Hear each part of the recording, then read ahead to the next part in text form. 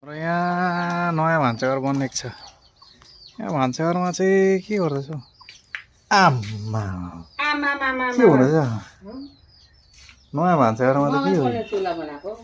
के गर्ने अरे? मकै पोल्ने। यस्तो हुँदैछ यहाँ।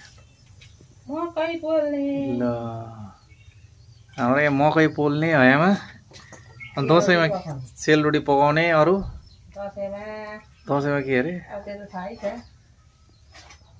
के थाहा छ हौ? दसैँमा के ल्याउँछ?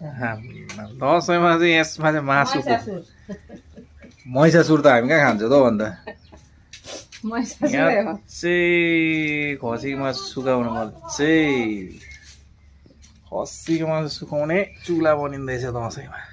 उहिलेको जमानाको याद है। सबैले एक एकवटा चुला चाहिँ यसरी बनाइराख्नु है घरमा। चुला बनाउनु चाहिँ नबिर्सिने है। पहिला पहिला प्रत्येकको घरमा चुला हुन्थ्यो। अब फेरि हामीले अहिले हाम्रोमा त के प्रत्येक सालै हुन्छ नि। अन्त यो त नयाँ बनिँदैछ फेरि। अलिक फ्यान्सी डिजाइनको भएर चाहिँ योपालि चुला हो। एकदम मासु पोल्ने खालको भएको छ। मासु पोल्ने खालको चुला भएको छ नि। यो चाहिँ टक्क माथिपट्टि चाहिँ बारबिक्यू राखेर चाहिँ पोल्ने खालको।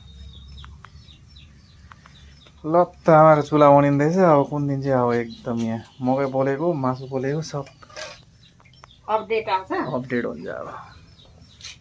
ल ल पोल्दै गर। मकै त आइरहेको रहेछ त यहाँ। मकै देखाउ त। मकै पनि आइरहेको रहेछ नि। अब यो पोलाइ हुन्छ नि यहाँ चुला भन्ने